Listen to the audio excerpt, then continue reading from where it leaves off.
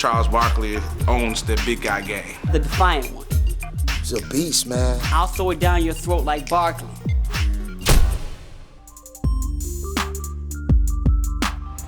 When legendary forward Charles Barkley first entered the league, they called him the round mound of rebound. But this undersized power player was out to prove that he was no novelty act. The round mound of rebound. Chunky funk of dunk. It was get the ball, get your motor running, get up the floor, get out the way. I'm dunking on it. One of the more unique players that ever played in the league, to where you have a guy who just has a knack to do a lot of different things on the floor. The way Barkley played was very renegade, very defensive.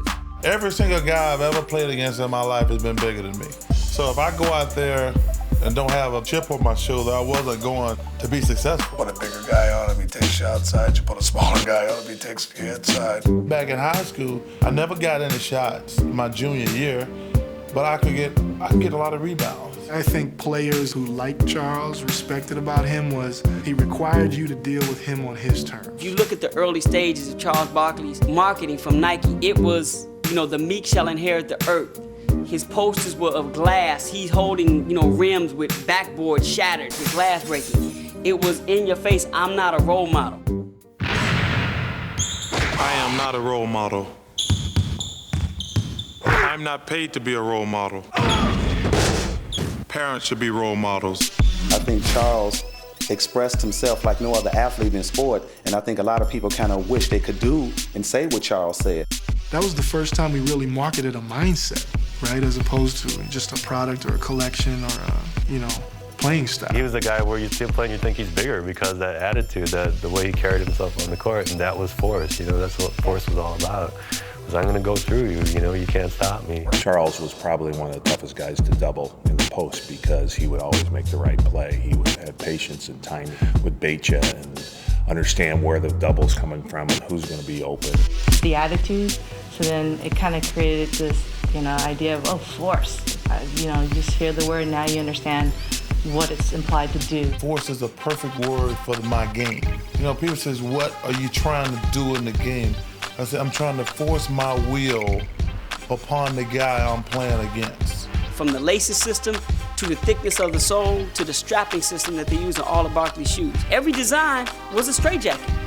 The Air Force Max actually wasn't called the Barkley, but everybody knows it as the Barkley. And the Barkley, this screams force, this screams night. You got plastic, you got all the crazy straps and stuff on it, and I think the 180 was just a great shoe. The Forces, man, this is some of the dopest shoes ever made. Then he wore the Maxes too, and the shoe fit Chuck. This was a cool shoe just because it was for big guys.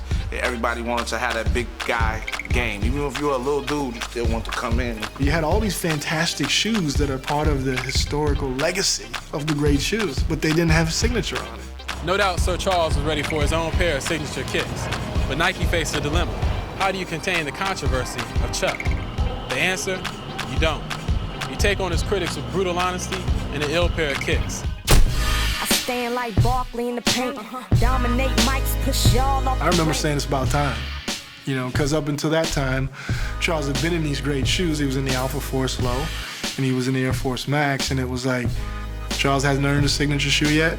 And the pattern pieces in Charles's footwear were bigger and very bold. Like his first true signature shoe had the kind of multiple straps on it, and there was an attitude and a toughness about it. Things you saw in the Charles Barkley series is they had a lot of features, right? Straps and lockdown. Sometimes that can be bulkier than you want. And so if you look at the Charles from the one all the way to the last one, they got sleeker and more integrated. And the strapping systems became part of the upper instead of overlaid on top of the upper. And so as Charles's game became more refined, right, because he started out as the rebounder, right? Then he transitioned into the scorer and the slasher, and he could do a lot of different things. So his shoes did the same thing. Get off the floor very quickly. He was strong on the low block. He could take people. He could score from outside, and then he could get out on the break with the ball.